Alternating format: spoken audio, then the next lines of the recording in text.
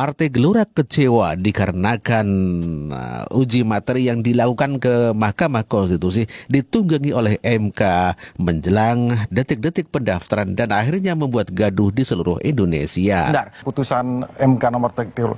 Tapi kami melihat, dan saya melihat ya selalu, ini kan ujung-ujungnya ditunggangi gitu loh. Ditunggangi? Ditunggangi. Oleh? Ya, oleh MK itu sendiri. Masalahnya, apa urusan MK untuk mencampuri proses demokrasi calon tunggal dan tidak calon tunggal? Ya, memang sebagaimana kita ketahui bahwa Partai Gelora lah yang mengusulkan mengenai ambang batas ini kepada Mahkamah Konstitusi sehingga Fahri Hamzah mendapatkan julukan pahlawan. Di MK itu kan Partai Gelora gitu kan, cukup mengejutkan ya.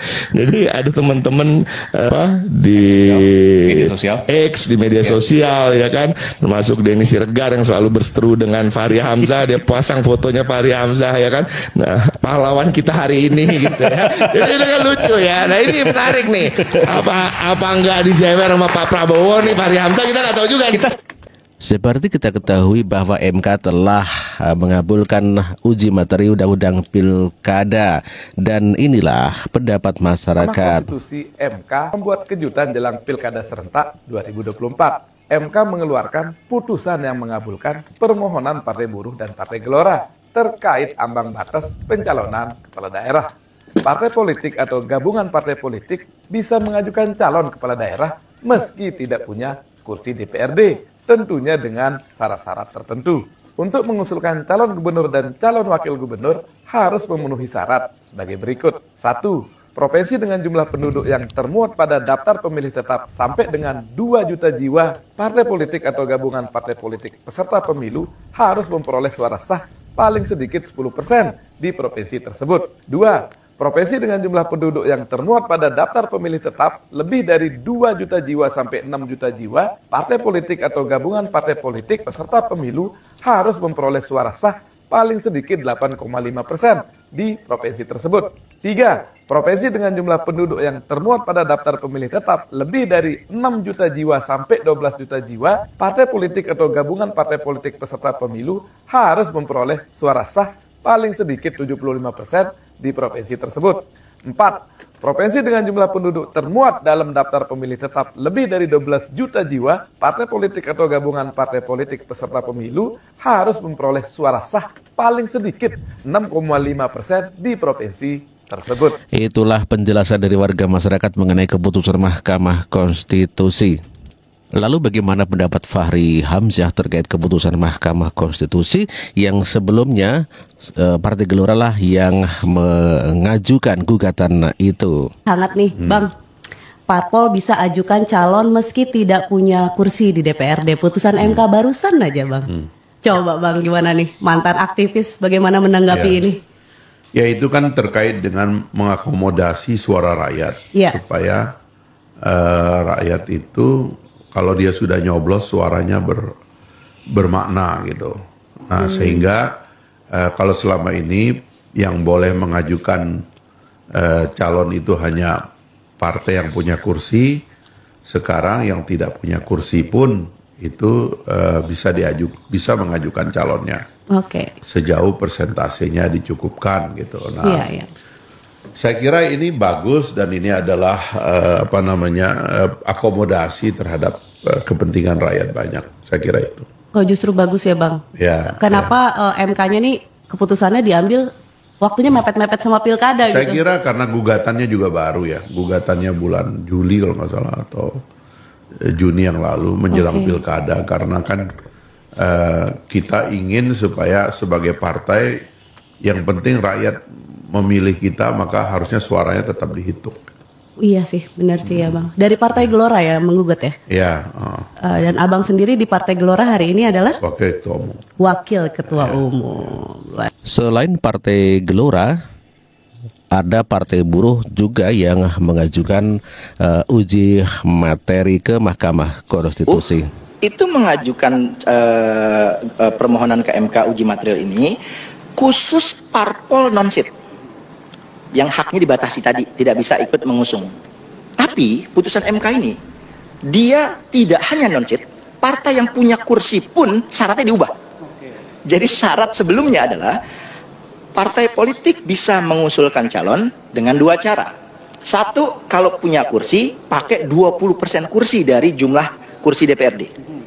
Kalau tidak punya kursi, ya mau pakai suara, 25% suara. Maka 20% kursi, 20% suara. Sekarang aturan ini diubah total oleh MK.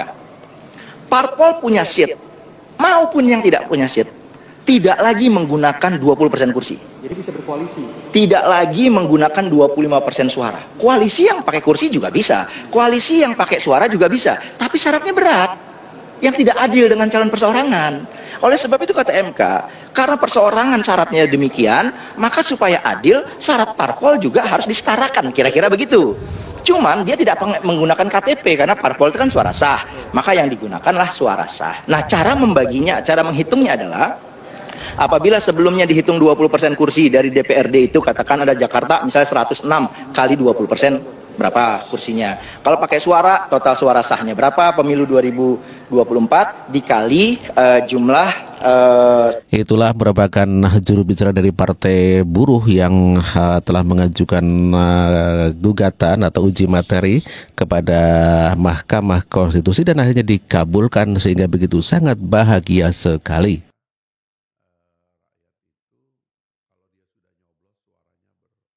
Sementara balik DPR membantah revisi RUU Pilkada adalah untuk meloloskan Kaesang. Kita dengar pernyataannya. Apalagi khusus Jakarta. Seluruh rakyat Indonesia yang berusia 30 tahun pada bulan Februari yang akan datang berhak mencalonkan dan memenuhi syarat mencalonkan sebagai calon gubernur atau calon wakil gubernur. Hal yang ada di Undang-Undang Pilkada itu hanya disebut 10 tahun. Tidak disebutkan kapan. Nah, putusan Mahkamah Agung justru lebih tegas. 30 tahunnya sejak pelantikan. Itulah balik DPR yang membantah revisi RUU Pilkada untuk meloloskan Kaesang. Sementara KPU tidak menanggapi mengenai putusan Badan Legislasi DPR mengenai RUU Pilkada.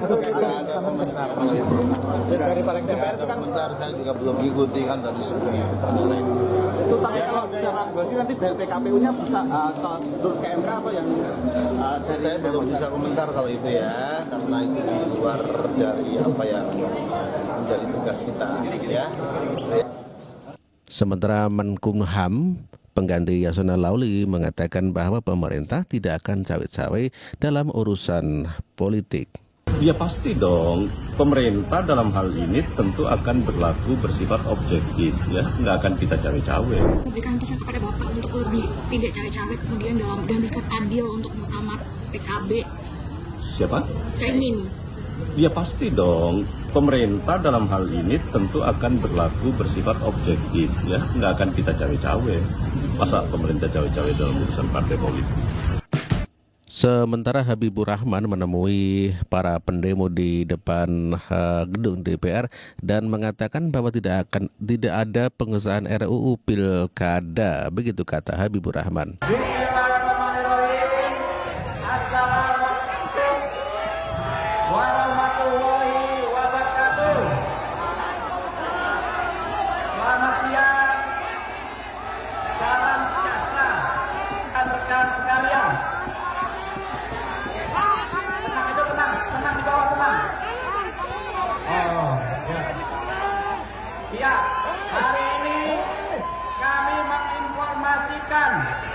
Kami menyampaikan informasi bahwa tidak ada pengesahan RUU Pilkada.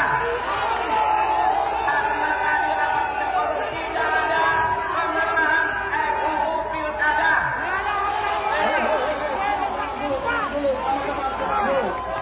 Tidak ada pengesahan. Itulah pemberitahuan Habibur Rahman kepada massa pendemo bahwa tidak ada pengesahan RUU Pilkada.